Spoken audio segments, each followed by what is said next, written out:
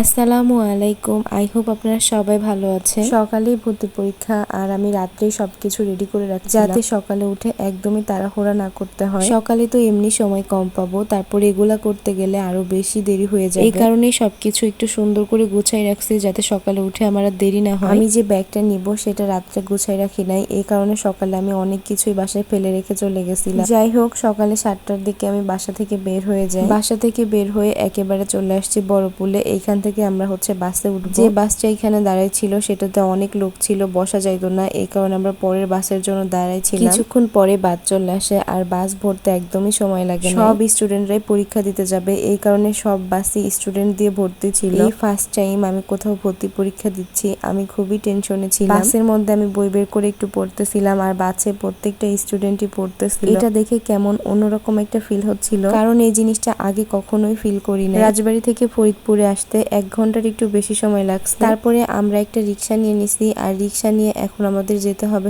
বাইতুল আমান শাখায়। আমার সিটটা বাইতুল আমান শাখায় পড়ছিল আর এই শাখাটা অনেক ভিতরে, যেতে প্রায় 25 থেকে 30 মিনিট সময় লাগছে আর রাস্তাও একদম খারাপ ছিল। অবশেষে এই তো চলে আসছি বাইতুল আমান শাখায়। আমি রাজেন্দ্র কলেজে ভর্তি পরীক্ষা দিচ্ছি। রাজেন্দ্র কলেজে 2টি শাখা, একটা ডিগ্রি শাখা, একটা অনার্স শাখা। আমার অনার্স শাখায় সিট পড়ছিল। আমাদেরকে প্রথমেই রুমে ঢুকতে দেয় নাই, সবাই বাইরে দাঁড়াই ছিল। আমরা যেখানে দাঁড়াই ছিলাম সেখানে একটা বকুল ফুল গাছ ছিল, সেখান থেকে আমার ফ্রেন্ড 3 থেকে 4টা বকুল ফুল ছিঁড়ে সেটা নিয়ে আমি একটু ভিডিও করছিলাম। অনার্স শাখার মাঠটা অনেক বেশি সুন্দর ছিল। আমাদেরকে তো প্রথমেই ভেতরে ঢুকতে দেয় নাই, আমাদের বাইরে অনেক সময় দাঁড় করে রাখছিল। বাইরে প্রচুর পরিমাণে গরম ছিল, রোদ ছিল আর অনেক বেশি স্টুডেন্ট থাকার কারণে অনেক বেশি গরম লাগতেছিল। 10:30টার দিকে আমাদেরকে হলের মধ্যে ঢুকতে দেয়। সাথে যেহেতু আমার আম্মু গেছিল, আমার ফোন ব্যাগ সবকিছু আম্মুর কাছেই ছিল। এই তো তারপর আমি পরীক্ষা দিয়ে বেরো হয়ে গেছি আর পরীক্ষা দিয়ে বের হওয়ার পরেই বৃষ্টি শুরু হয়ে যায়। কিছুক্ষণ পরেই বৃষ্টিটা আবার থেমেও যায়। পরীক্ষার হলে 1 ঘন্টা যে কত দ্রুত চলে গেল বুঝতেও পারলাম না। মনে হচ্ছিল মাত্রই তো হলে ঢুকলাম আর এখনই পরীক্ষা শেষ হয়ে গেল। বের হয়েই আমরা এখন বাইরে চলে যাচ্ছিলাম আর দেখেন কি পরিমাণে ভিড় ছিল।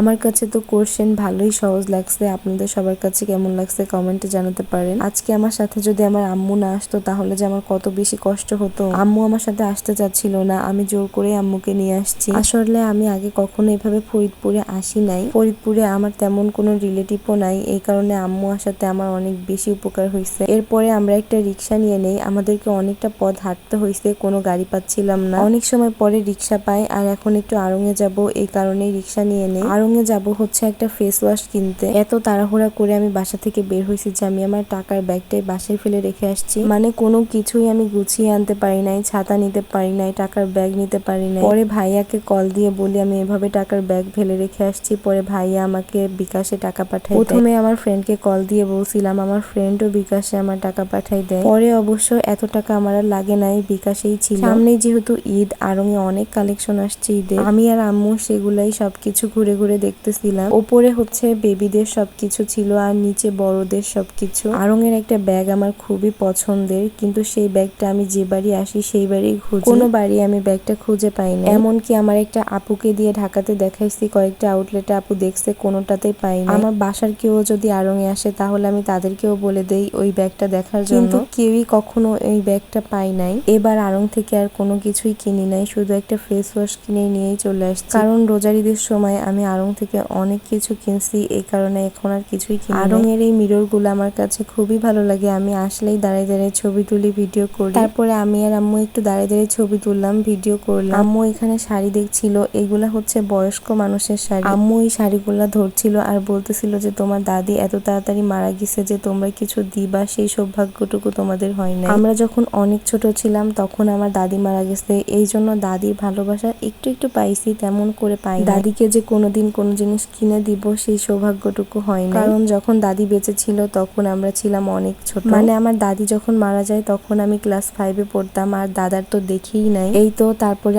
আড়ং থেকে বের হয়ে যায়। আমার শপিং পার্টনার সবসময় আমার মা বা আমার বোন হয়, এদের দুইজনের ছাড়া শপিং করতে আমার একদমই ভালো লাগে না। অনেক বেশি ক্ষুধা পেয়ে গেছিল, যার কারণে আমি আর আম্মু ছোট্ট একটা ক্যাফে বসি। আর এইখানে যখনই আমরা খাওয়ার জন্য বসছি সেই সময় বৃষ্টি শুরু হয়ে গেছে, অনেক জোরে বৃষ্টি পড়ছিল আর আমি তো ছাতাও আনি নাই, ভিজে ভিজে তারপরে অটোতে উঠছি। এখন বাসে করে আবার রাজবাড়িতে চলে যেতে হবে। অটো থেকে নেমে একদম ভিজে ভিজে আমাদেরকে বাসে উঠতে হয়েছে। বাসে এত পরিমাণে লোক ছিল যে আমাদের সিট ছিল সবার পেছনে। আমরা ভাবছিলাম নেমে পরের বাসে যাব, কিন্তু বৃষ্টির কারণে আর নামি নাই। বাসে ওঠার পরেও বাইরে অনেক বৃষ্টি হচ্ছিল। অবশ্য বাসের ভিতর থেকে বাইরের বৃষ্টি দেখতে ভালোই লাগছিল। রাজবাড়ী আসার পরে বাস থেকে যখনই নামি তখন শুরু হয়ে যায় মুষলধারে বৃষ্টি। বৃষ্টি আমার খুবই পছন্দের। বাসায় থাকলে আমি তো বৃষ্টি আসলেই বৃষ্টিতে ভিজি। এই তো এখন বৃষ্টিতে ভিজতে ভিজতে আমাদেরকে বাসায় চলে যেতে হবে। আজকের মতো ব্লগটা এই পর্যন্তই। সবাই ভালো থাকবেন। আমার চ্যানেলটা সবাই প্লিজ সাবস্ক্রাইব করে দিবেন। আল্লাহ হাফেজ।